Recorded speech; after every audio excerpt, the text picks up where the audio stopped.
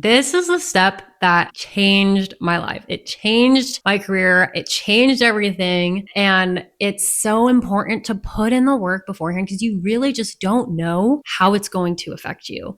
Hey, this is Savvy Daphne. If you're looking for a job or wanting to change careers, you're in the right place. I've done it 2 times already and I'm only 30. I've learned a lot along the way and I want to share with you what I've learned. I want to start off with my story because it's very unconventional and give you the 5 steps that I took that guaranteed me a job in a new career field. I want to share them with you because it does work. If you put in the work, it will work. Let me just start with my story. I graduated with a degree in recreational therapy and I worked as a recreational therapist for 2 years out of college at a maximum security prison. That was my first job as like an adult working inside of a prison. I just didn't realize how abnormal it was to see people get cut in the yard or worry about pressing my alarm while I'm doing my job or go through 5 gates of security. I have a lot of stories from that time of my life. After 2 years, I did start getting anxiety. I had to quit the job and I ended up traveling and had big plans to go travel for 6 months, but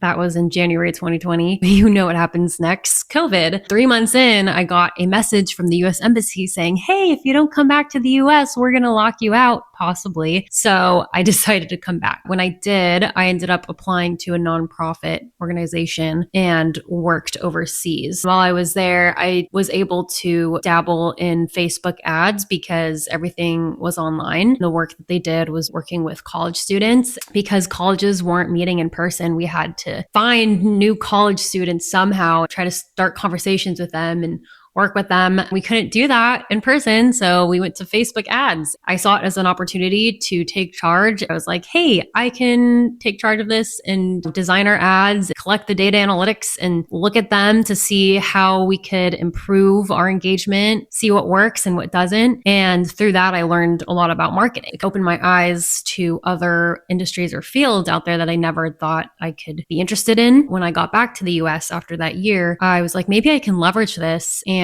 try to get into a whole new career. I implemented one of the key steps that I will share with you. And that in itself is what changed my career path for the better. And we'll get into that. After that, I was able to land a job as an executive assistant. Now, when I was trying to change careers, I was aiming for marketing, but my values were basically something that was flexible, something that I could grow in, something I could develop new skills in. When this job as an EA, executive assistant, kind of fell into my lap, I was like, yeah, okay, let's give that a try. For 3 years, I had a mini career as an executive assistant, even got promoted to chief of staff in one of my roles, but I got tired of being at someone's beck and call. I do like admin work, but it's not what I wanted to do long term. I really started to think, what are my skills? What are my passions? What do I want out of a job? Where do I find purpose? What is that going to look like as a career? After all that research, I realized that project management or program management was something I wanted to go after. And I did. I ended up getting a job as a program management specialist. Now I am managing a lot of projects. I'm really happy with where I'm at. I learned a lot of things along the way. I want to share with you 5 key steps I use to help transition those careers. Before you get into these 5 steps, you actually want to be clear on the direction you're headed, whether it's a clear role title or just certain key aspects. I might make a video on how to get there and how to figure out what direction you want to go, because that is really important. And that can be a long process sometimes, or it can be really short. So the first one,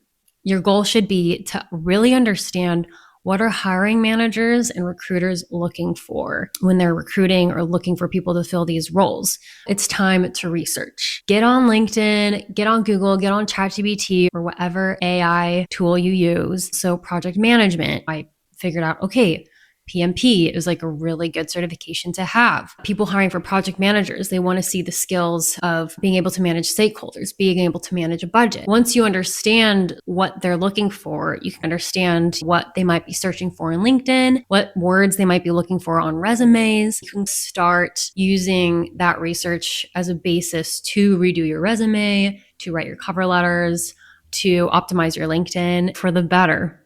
Okay, the second step would be to get the certifications that you need. And then whatever job or whatever you're doing now, try to find mini projects or different ways that you can actually use and practice the skills that those hiring managers are looking for. For example, when I was an executive assistant and I wanted to be more project manager, I would say, hey boss, I noticed that this process could use a little work. Can I take on this process and revamp it as a project? He'd be like, yeah, that's a great idea. I would then do it. And then when I was doing project management interviews, I could share with them, when I was an executive assistant, I actually thought of this project for myself. I had a deadline, had a budget, had the work breakdown structure, and I did it. That really helped. The third step, this is the step that changed my life. It changed my career. It changed everything. And it's so important to put in the work beforehand because you really just don't know how it's going to affect you. And this was one of those cases. The third step is to optimize your LinkedIn and your resumes, but LinkedIn is huge. I went through every aspect of my LinkedIn profile for the job I was looking for. I was going for more an admin job after I came back to the US, and I put in different keywords. I wrote out my experience in a way that's not reflective as a resume. It's a little more descriptive on LinkedIn. That's the strength of LinkedIn. You can write as much as you want. If you feel like your resume is selling you short because you can't put everything on there, you can use your LinkedIn for that. I revamped my LinkedIn and someone found me, and that's how the EA role landed in my lap. She was like, hey, I found your LinkedIn by searching for executive assistant administrative work, and you seem like a great fit. Can we have a call? And I ended up getting the job. That was the key doorway. And it was all because I revamped my LinkedIn. So that is a huge one. Step number 3, also to do that with your resumes and cover letters for certain keywords and know what keywords to put in there. Those keywords you're usually going to find in the job description. The 4th step is to network and plant seeds for opportunities. You really just never know who can get you somewhere. It's actually so crazy. It's about who you know these days. I have a fun story. After my first executive assistant role, I interviewed for a position with a recruiter. The recruiter and I ended up hitting it off. And at the end, I asked her hey, I really enjoyed our conversation. Can I add you on LinkedIn? She was like, absolutely, add me on LinkedIn. I didn't get the position. I ended up getting another position. But then a year and a half later, I was looking for a job again, and I messaged her. I said, hey, I don't know if you remember me, but I interviewed for this one role. We talked about this. It was a really good conversation. I am looking for a job again. I'm wondering if you know anyone hiring for this type of role. I would love to hear from you. Something like that. She messaged back and was like, hey, actually, I am working with someone who's hiring for a role that you could be a good fit for. She referred me to her, and she was like, she hasn't even put the job posting online yet. I was the first one she interviewed for this role. She interviewed me and ended up working out. I was like, wow, if I had never thought to message that old recruiter that I met in another interview process, I never would have gotten that job. So you really never know. If you're on an interview with a recruiter and the conversation goes well, ask them. Ask them if it's okay if you can add them to LinkedIn. If you don't feel comfortable doing it on the interview, then you can email them and say, hey, I did enjoy our conversation. Is it okay if we stay in touch, get connected on LinkedIn? Yada, yada. You really just want to build your network. I just cannot stress that enough. I've had several stories like that where I'm just like, wow, I never would have gotten this job if I didn't reach out to this person, or I never would have gotten this interview if I didn't reach out to this person or ask them this. And I'll be posting a lot of videos on just networking strategies too. I've tried a lot of different things. So stay tuned. Okay. The final step, the last step that I took is to track my progress and stay accountable. I use Notion. I need Notion. I have ADHD and I just need a place to organize all my thoughts and everything. Notion is amazing. I highly recommend it. This isn't sponsored or anything. It is my second brain. I organize everything in it, and I did it with my job search. If you do use Notion and you know what Notion templates are, I do have a Notion template on Gumroad.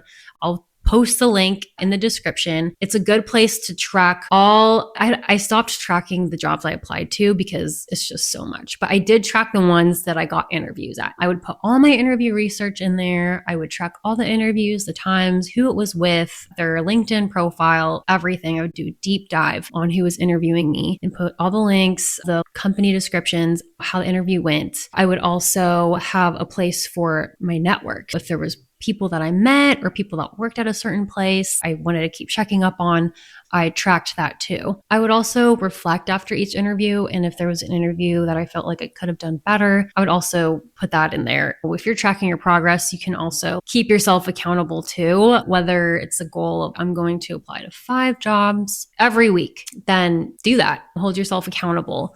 looking for jobs is exhausting. There was one time I was laid off because the company I was working for ran out of money. For 6 months, I was looking. So I get it. It's hard. It's frustrating. A lot of rejection, a lot of false hope. And I kept going. I applied to over 2,500 jobs. Okay.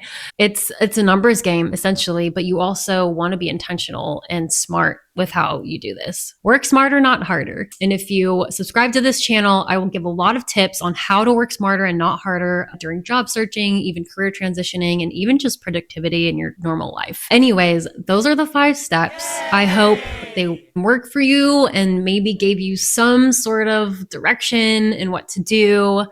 This is just the first video of my job hunting series. I'm actually going to go into depth about how to optimize your LinkedIn, how to approach interviews, how to prepare for interviews. There's a tool that I used that would apply to jobs for me, and I actually got a job from it. More on that later. Subscribe if you don't want to miss anything. I also created an interview prep workbook that's also available on Gumroad. I'm giving some of it away for free. It's going to be the company research page and then also the interview prep checklist. It's basically a page that lays out a lot of questions that you should answer about the company before any interview. So you go into the interview prepared, knowing the company, showing you've done your research, showing you are a good fit for the culture. And then the checklist just goes through different things that you can do to be prepared for an interview. So they're very helpful. The full workbook actually goes into even more depth, like writing out examples of certain things, breaking down job descriptions, different tips of red and green flags. I'll link the full one below. If you want the free pages, just drop your email in the link below. I'd love to know what you guys think or what you want to learn more about. I hope this is helpful and stay tuned for videos upcoming. Yeah. Thank you for watching and good luck out there.